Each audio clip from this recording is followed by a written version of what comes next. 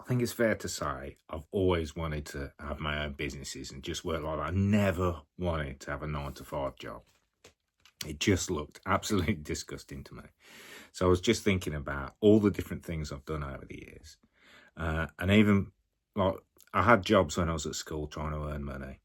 And then I had one of those, I don't know if it's called like a pyramid scheme or something like that, but where you send out letters to people and then try and get them to send out letters. But I was still at school then. I was really young, trying to make extra money then. Actually, I don't even think it was about the money. I think it was about just trying to run businesses. And then I kind of had to get a job when I came out of college, but I was like selling pirate music, which wasn't even DVDs in the days, it was before that. And then what was the next thing I did? Oh yeah, I had a window cleaning round. So it was about 5-10 miles away from where I lived, but I had a window cleaning round, which was a great time. Like me and my mate who I did it with, we used to have such a laugh, and we'd go out, make a bit of money, and by lunchtime it was like, oh, let's go and spend this, and we'd go down the pub and end up being in the pub till midnight and then go again the next day. Great days. Then I went into business with this guy who he was a sleeping partner, so he put the money in, and we started off with children's timber playhouses, and then I moved on. Well, he actually pulled the plug on me on Boxing Day after I'd spent all Christmas Eve putting up these kids' playhouses until early hours of the morning in the dark so that they could be Christmas presents for these kids as a surprise. And he pulled the plug on me and he'd taken all the money. I did kind of get him back. Then I carried that on my own for a little while, and then somebody else sort of came in as a sleeping partner, and we sold sheds as well as the playhouses and summer houses. And while I was there, this is when I got the job that I was in for 24 years. The guy that owned that business kept trying to get me to come and work for him. And in the end, the kind of lure of the money and the thing is, I was alcoholic in them days, no doubt about it. I was drinking like 160 plus units of alcohol a week. So the lure of the money and not having to worry about running my own business took me out of that, and I walked away from that business. Nobody lost out. Actually, the guy carried on the business and brought somebody else in to do his deliveries and stuff. So then I went to work in that job, and within a year, what he wanted me to do, I'd done it, which was like a load of the old BS 575 stuff, or I'd solved the problem. And then I ended up setting my own department in that company. So you'll have seen me talk about this in other videos. What I did was I solved problems for some of the customers there who were mainly chippies, carpenters, that had moved up into supervisor roles, and they didn't really know how to do a lot of the admin part of their job, like the accounts and the quotes, because this is very early email days. So I kind of did it for them, and it meant we kept all their business. And then I ended up selling things to them that they just couldn't find in general places, like specialist door locks, specialist window handles, ceiling tiles, carpet tiles, all sorts of things. So I had my own sort of business within a business. It wasn't mine. It was this family-run company. But I kind of had my own department in it that wasn't the timber. So it was kind of like being an entrepreneur in someone else's business, but they were making all the money. I had an okay wage. But I was desperate to get out of that. Now, this is what happened there was, in order to get out of that, I decided that I wanted to get into property. So what had happened was I'd bought my first house in 1998, and it was like a 3-bedroom masonette. So it was above shop, but it was 2 floors. It's called a duplex masonette. It was above a shop, 2 floors, and it had 1 small bedroom, but then the 2 other bedrooms were quite decent size. So I had one of them, rented the other 2 out for years. And I was like, this is just like easy money, and you could make a certain amount before you had to declare any tax on it. So I kept it under that. I was like, this is easy money, this property. Like, they're paying my mortgage. The thing is, they were paying for my booze as well. So I was just blowing it all. And I was like, right, I've got to stop doing this. I'm going to start saving some money and get into the property market. And I remember I went to HSBC first to talk about getting a buy-to-let mortgage, and they laughed me out of the building. I tell you, it was quite degrading, really. What's the word? Degrading, embarrassing. They laughed me out of the building.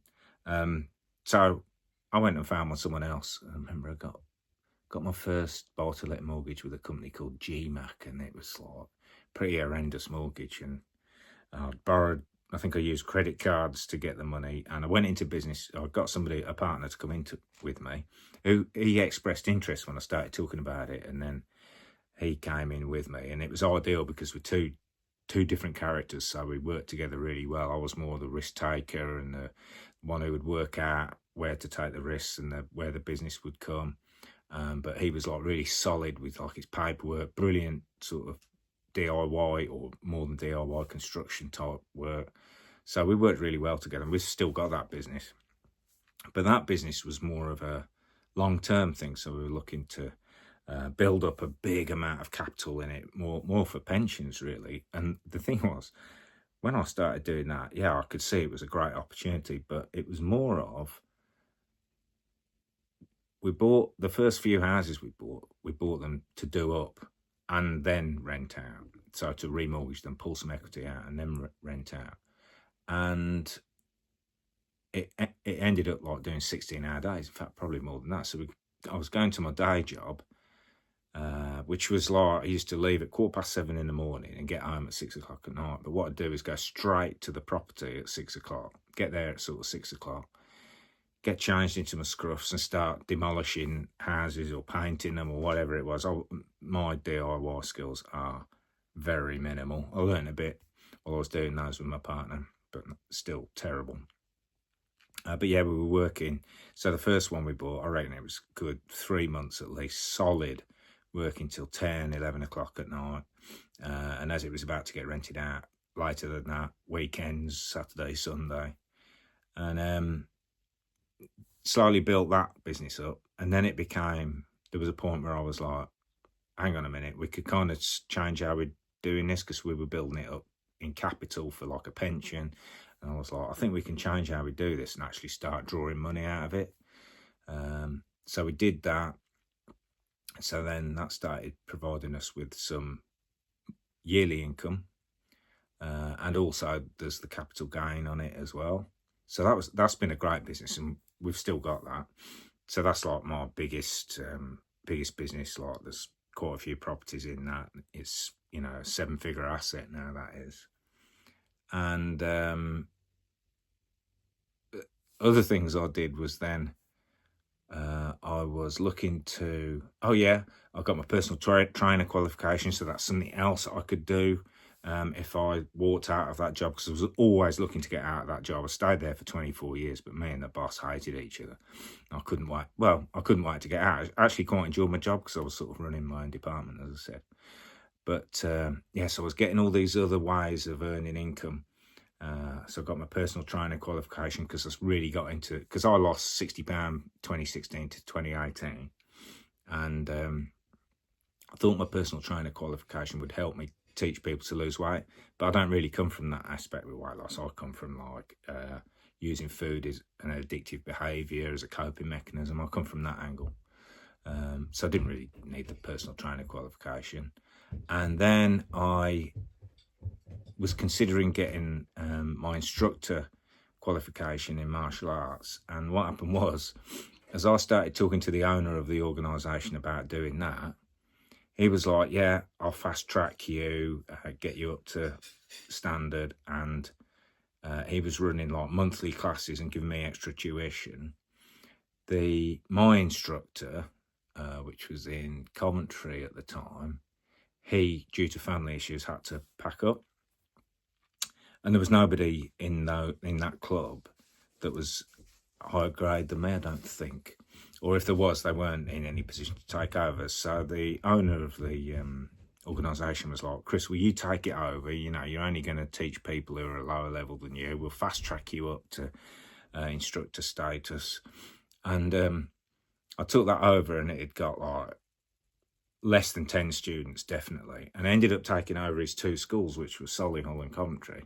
And I ended up with the second biggest school in the organisation. It's a very small organisation because it was Wing Chun, which is a very minor martial art in this country now. yeah, I ended up, I think, with the second biggest school, maybe third. And this is with all the instructors that were full time. I was still doing my 5.5 days a week full time job then. But then, oh yeah, the lockdown stuffed me up there because that was going really well, but we had to close, and my main school was in Solihull, and they stayed in lockdown longer because they went into that tier 1 or tier 3 or whatever it was. So during that time, I'd started coaching people online in weight loss from the addiction to food, addiction to sugar sort of angle, and started looking after a load of clients like that, making a decent bit of income like that. I then walked out of my job of 24 years, but a load of my clients that I'd been looking after for years were like, we need you. So I'd set up a business years ago, started looking after them as well. So now I'm still running that business. I'm still coaching people, but now I've still got some weight loss clients, but most of my clients are people who are trying to like change their lives, go around, turn from being stuck in a 9 to 5 to perhaps go into a small business or a side hustle, and then progress into making that their full-time job. That's most of my clients now. Still got some weight loss clients, still got the business doing the building materials and stuff like that, still got the property business. But yeah, what I'm saying is I've always had this kind of love for doing business. Not quite a Delboy, but I just love like spotting where people have got a problem, and it's something that I've solved in the past and might be able to help them with. So yeah, I was just thinking about it earlier, thinking back to all the things I've done, like from window cleaning. That martial arts one was like really weird. And the sheds and the playhouses, I've forgotten about that. But yeah, I just always kind of wanted to run businesses. And yeah, and now I'm here like, what would you call it, solopreneur. I like the fact that I run the businesses. I'm the main person on the businesses. The property business is like a 50-50 one, but that kind of runs itself now. Well, it doesn't run itself, but it's more of a passive income sort of thing. But I love it, and I love reading different people in business, especially people who like to have a single person business. I think I really like that. I think I've always been fiercely independent. And I think when you've got traits like that, it's really important that you know. So this is the old, who is it who said it? Know thyself. I can't remember. It's Socrates, Plato, Aristotle. One of those three said, know thyself. I think it's really important that you do that. So if you, like, I know that I like running businesses and playing the sort of entrepreneur game, but I don't want a team. I don't want people to answer to. I don't want people to answer to me. I like to have my own time. So something I know about myself is that I really like freedom. Don't like being told what to do. I don't like being sort of like a slave to other people, except for clients. Obviously, you ask any of my clients, I love helping my clients, and I sort of pretty sure I go above and beyond looking after them. But yeah, it's really important to know what you want, and freedom's that big thing to me. So like, I play golf twice a week. I stopped doing that when I was in that job. Actually, that was because I had the kids, and I didn't like playing Saturday and Sunday when that was the only time I saw them. Because like, I used to go out to work 7:15 in the morning, get home at 6 o'clock at night, and hardly see them, and work every other Saturday morning. So yeah, it was important to me. So I gave it the golf, but I'm back now playing twice a week because I can play in the week because the time is my own. That's massive for me. Like, and I've taken up archery, and I can go down the club and shoot in the daytime whenever I like.